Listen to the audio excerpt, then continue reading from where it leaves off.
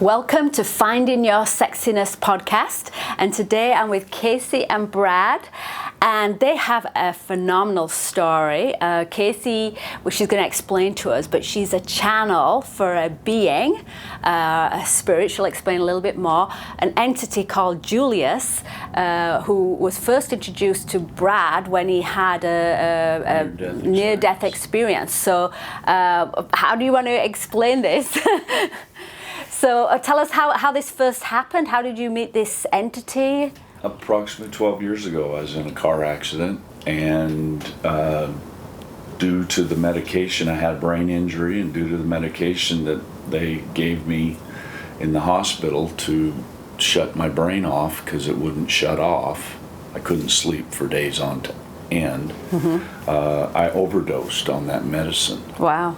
And left this plane of existence for 8 hours. And while I was gone, I've had the fabulously wonderful and beautiful experience of visiting with the group that we've now called Julius. So Julius they're beings from another dimension. They're a group of beings that are all high energy. Sixth level of consciousness energy, and they've all been human. So what they teach, what they talk about, is all about how to ascend yourself through the human experience. So you had this experience where, did you go through the tunnel of white light? And I didn't even tunnel. I was just there. I tell people it was like waking up in about 10 Costco warehouse buildings. That's the expansion, with all this light going by, coloration, all this sound, and their presence. Now, when you say their presence, did you see them, visualize them, or was it more of a feeling? To make me comfortable, they would come and go so I could really understand that they were there. But the minute I would think a thought, it would immediately be answered. So like telepathic communication? Yeah. And what did they look like? You and I. And what were they dressed in any way, or? Theoretically, what I'd seen was just a form, an outline of them. And the way it was explained to me at that time was, we're energy. And I couldn't really comprehend that at that moment, but through the time period, I gained the understanding of that, yes, once we leave this plane of existence, we all go back to energy. And there were several of these beings? Yes, there's a group. There's 21 total in the group, but only 19 of them can be together at once. And were they men, women? It's a combination. Yeah. I think, Gail, what I love to tell everybody is Julius explains many things, but they always explain that you go into your next thought, and you definitely go into something that you can accept. And Brad had come from a very, very limited and restricted religion. And so can you imagine these energies kind of trying to nurture him beyond what he had already accepted into something else that maybe he could accept? So I'm laughing, I'm like, they're trying to figure out what costume to put on so you're not like, no, this is Satan, and things like that. I laugh about that because I tell everyone they just have such an intimate connection with Brad to be able to, like I said, the disruption of, wait a minute, this isn't happening the way it's supposed to, whatever we get fixated in our mind, and simultaneously being able to find the field of energy where he would be okay with that, and then loop him into something broader and more expansive. So Kasey, after Brad had this experience and thankfully recovered, then you started channeling this group. Actually, what happened was we found him, my daughter and I found him non-responsive and unconscious in his home. We were, because my daughter had worked for him, we were taking care of him during his recovery from his brain injury. So we were checking up on him. and found him basically dead on the floor. So I started CPR on him. Kimberly called the emergency team. That's when he was seeing Julius. So we're all scrambling to the hospital. He's having this enlightened experience. We get to the hospital. We're told he's not going to make it. They're putting tubes all in him. And the doctor had come out and told us to just come in and say goodbye. There really wasn't much hope. We could go home and go to bed. Well, he'd just let us know, what happens. And I didn't want to leave. I didn't know Brad very well at the time. And he shot up out of bed about 1 a.m. and started laughing. The doctor's sitting there. I think he must have asked the doctor where I was. But before he came back into embodiment, they had asked you if you wanted to come back, right? Yes, they asked me, and they said, and of course I agreed to come back, but you're coming with me because there's no way in hell anybody's ever going to believe the story that I've got to tell. Okay, and so the agreement was, yes, they would come back with me, and in the process of my remembrance, because you come back to the body that you've just left, and knowing that I had a brain injury, we had code words that they would say to me to remind me of what transpired, so I wouldn't forget. So they told Brad that when he said, I want you to come with me, and they told him they'd already made arrangements for that. And so when he shot up out of bed and the doctor came out and got me, I walked into Brad's room and just started trans-channeling Julius back to him, just focused right on him. And there they were, Brad's laughing. He said they were just reassuring him they were here. Doctor left the room. He was like, I'm out. I'm out. So did the doctor not believe it? No, He's never they don't talked talk about to me it. since. Yeah, they don't talk about things that they don't understand. You released Brad the next day, go home, you're fine. I didn't really remember that. When we got home, Brad was talking about how this group, I was providing this group for him, and I didn't know what he was talking about. I'm thinking, he's got a brain injury. He's got a brain injury. It'll be okay. So my daughter's like, what's he talking about? I'm like, he's got a brain injury. This is all, made up. And he said, you're supposed to talk to me. You're supposed to talk to me. And I'm like, I'm talking to you. I'm talking to you. He said, no. You're supposed to talk to me. And then Julius would come in, and I wouldn't remember. So I'm a trans channel. That means they come through and take over, and I say an aspect of my consciousness because they can't take over complete full consciousness. I don't believe for myself that they could completely disembody my own soul. So they take over a good portion of my consciousness and communicate, and then segue themselves out. And so for the first year, they would just come in. It was somewhat aggressive, to be honest with you. I'd be out, they'd give Brad information. They were working with Brad to heal his brain, showing him how to activate dormant parts of his brain to circumvent the injury. And he just thinks this is fabulous, and I didn't think it was fabulous. Like you, he kind of wrote a book, a little bit about it, nothing, and the publisher was fascinated and asked if I could be on stage and do this, and I said, no. He was like, yes. And other people by this time were starting to see a little bit of it. Of course, they were comparing me to another beautifully fabulous trans channel. That trans channel's a group that's very popular here now, which is a huge compliment. And we, like you, started on this spiritual journey. So Julius provides extraordinary teachings of consciousness to audiences and students worldwide. Similar platforms, speaking engagements, expos, books, things like these podcasts, and we have been totally transformed with this experience, as you know. It's an honor to be doing it. It's getting more and more smooth in the transition, which is really nice.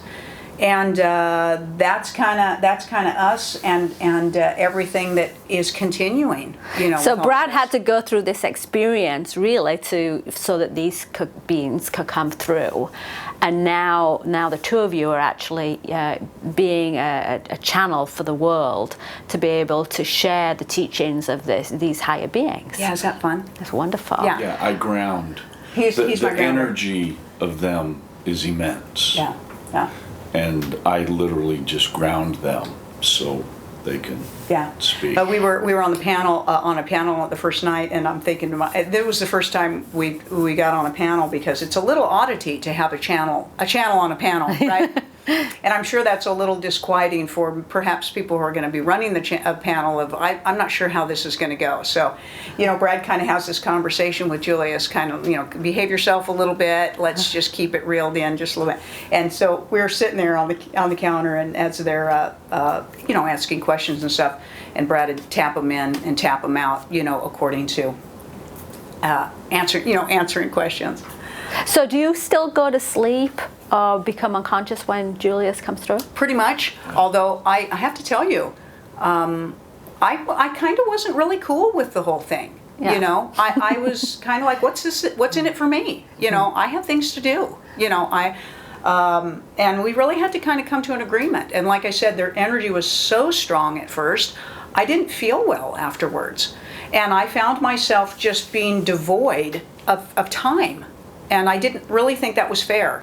So did you make an agreement, certain, like, you can come in at this particular time, we're going to channel, but the rest don't come in, like, in the middle of when I'm doing something? Right, a little bit. We said there needs to be an aspect of appropriateness to it. Thankfully, they come in when we ask them to or want them to, when we're doing a presentation. I used to really worry about that too. I'm about ready to walk out on stage, and I'm like, oh my hell, what if they don't, come in? They're not going to show They're not going to show up. They're not going to come in. Thankfully, they do. They do. And but energetically, it used to be pretty intense. You can see early videos of us, and you can see that. You can see a little bit. Yeah, a little bit. And now it's much easier. It's like anything else, like an exercise program or a diet program, right? The more you do it, the more you build the endurance for it, and becomes part of your life. They do, and because there's different energies in the group, it's interesting that sometimes different energies will come through and talk to somebody appropriate for that person. Julius is really powerful, kind of just, right in there. But other energies in the group are a little softer and a little more gentle. So sometimes when I'm having a conversation with someone, I'm channeling an aspect of the group, and they don't really know. They just think there's this beautiful innate wisdom spewing from the core essence of my being, which I'm okay with, right? and Brad will say, that was Julius, talking to the person. They're like, oh, well, we really didn't notice. And he giggles because he says, yeah, that's probably because you weren't really ready for Julius, to come in. So it's a great phenomenon. So you've now got years of Julius coming through and sharing tremendous knowledge, profound experience and wisdom, and people asking questions. Yeah. So we're here asking, how can people finding your sexiness? Right. But that's not just about the way you look and act, but about how can you be more involved in life? How can you get on your soul purpose? How can we be successful? So, Master, we would tell you that the bravery component lives in the seat of your soul. You are that most extraordinary being, and it really is just revealment of self. And when one on this earth ship is desiring to access the bravery from within them, they really just need to go quiet and peaceful, trust and honor who they are. For we would say that there is nothing sexier than being God. Imagine God, the sexiness, the extraordinary of that power and that knowing, hitting every component and every angle of that comprehensive opinion and desire. Awaken your souls, masters, through the raising of your consciousness. You cannot help but be the sexiest thing alive. But more than that, love that component about your own self and honor all of that in everyone that you encounter. We love you. Honor you, Master. Physically, so magnificent. Internally, the most extraordinary and expansive. We are so honored to be on this journey. In this field of knowing on this dimension, the accessibility is possible, attainable, and inevitable. And your work is so magnificent. And the path that you have chosen is the one that will bring you the most joy. It is our honor as it will be. Thank you, Julius. So, Julius, if people are saying that they kind of know what their soul purpose is, they know what they'd love to do, but they just feel like they can't get out, they can't make money at what they love, or they're just not able to access that, what advice would you have? Well, we would tell you that authenticity always brings abundance. That's what it is. Words get complicated. So it is about being brave enough to be authentic. And how do you know? We tell you that it will feel good. It will feel good. So your soul is the emotional processor of thought. Your feelings always guide you. That's what your soul does. But human embodiments have been taught or raised or lied to about their emotions. They have been told that some emotions are right, some are wrong, some are male and some are female. Can you imagine emotions that are gender oriented, okay? And so they have been taught to lay them down, and they have been taught to judge them, and they have been taught to detach from them, that they must follow their logical mind, and they must follow the order of that which has limited you on the human realm since the beginning of physical embodiments. So we say you must be at a place where you have had your guts full of your limitation and no longer want to sit in the seat of victimhood. And we know that you are there if you are watching this transmission. So you sit and you start to feel, Master. You think thoughts, you watch beautiful programming, you listen to theories, and you say to yourself, how does this make me feel? And you become familiar with joy and love. Then you start to conjure magnificent ideas for yourself. What would I love to do? What experiences would I love to have? And you sit back and you see how those make you feel. Just the idea of them make you feel. And then you move. You do them. You become them. And then it flows. It flows.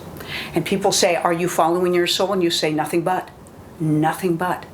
And they will say, how do you know? And we'll say, because it always feels joyous. It always feels joyous. People are afraid of their joy. They are. They've been taught that that's not reasonable to be joyous all the time.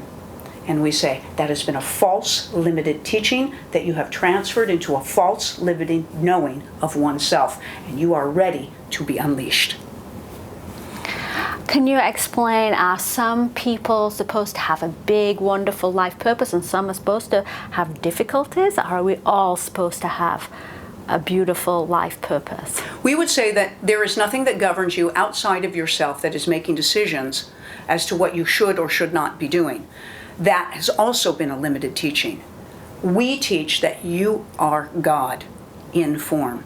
And if you think that God sits still and quiet and in any form of limitation, you have a misunderstanding of what that is. Live big. Be extraordinary. Your path is what is joyful for you, but joy is big. Joy is big. If you find great joy in nurturing a family at home, cooking their food, mending their clothes, wonderful. Be joyous at it. And that is your chosen purpose. If you desire to operate on a brain, if you desire to stand up and take your clothes off, if you desire to nurture, if you desire to defend, whatever brings you joy is your chosen purpose. When one says, well, I don't know how to choose, and we say, learn how to feel joy.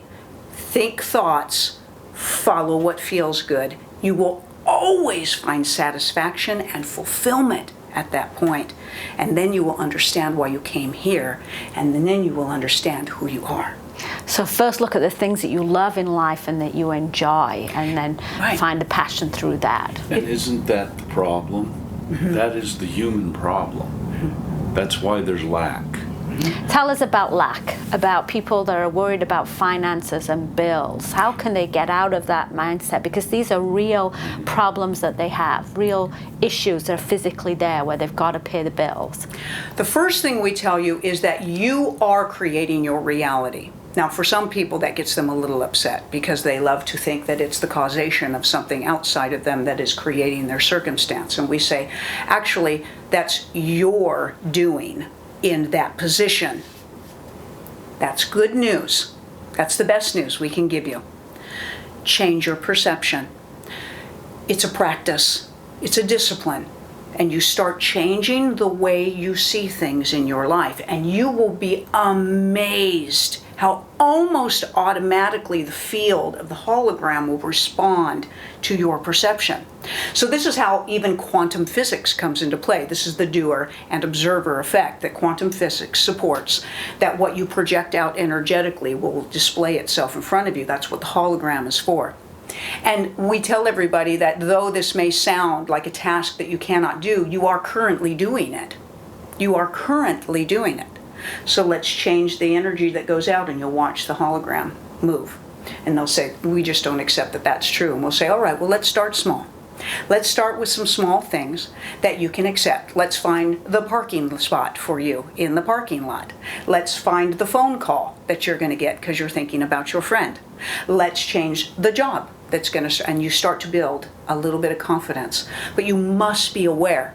You must be aware of the phenomenon. Once you become aware, your power starts to come out. Now, we have often said that embodiments, human embodiments, are afraid of only two things. What are they?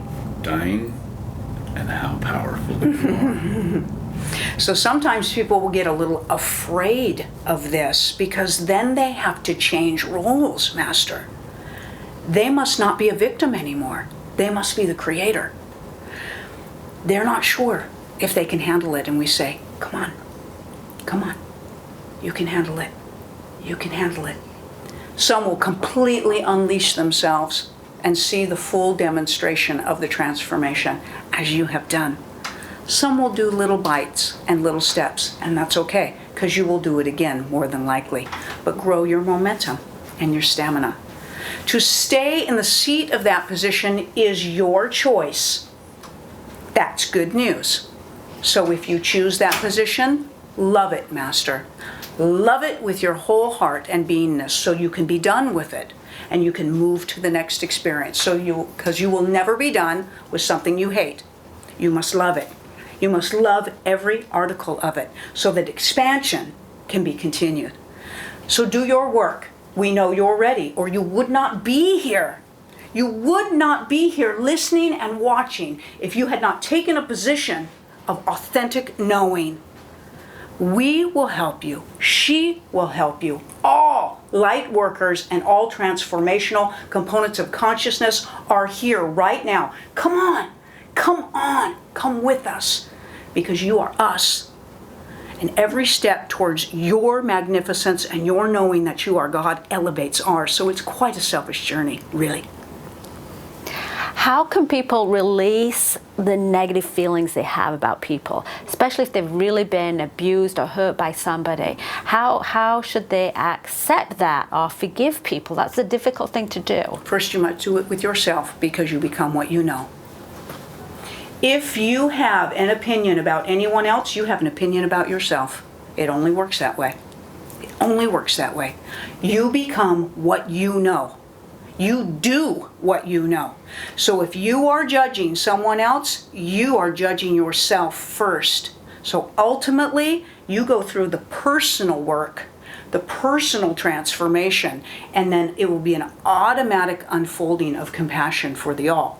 But if that seems too arduous for you, we would say, start paying attention. Start paying attention about what's coming out of your mouth, and what is coming in your brain, and what's conjuring in your emotions, and catch yourself. Start catching yourself. It's a conscious awareness journey. That means you become aware of your thoughts and your deeds. Red flags, and they'll pop up. Because once you've decided to go on a conscious journey, your soul will awaken you, and they'll say, get your seatbelt on, because we're going to throw all of your limitation right back at you as a mere conscious reflective action so that you can become aware of who you are. So you may get a confrontation out of nowhere from someone, and The way you go to react is your opportunity to stop and say, let me help. Thank you so much, Kasey, for channeling and for being here. And to Brad, thank you, and just for doing the work that you're doing. Thank you. Amazing. And then if people at home are interested in finding out more about what you do, what's your website? How can they get a hold of you? Expandwithjulius.com. Wonderful. Thank you. Thank you, Gail, so much. Thank you, Brad. Group hug. That was amazing.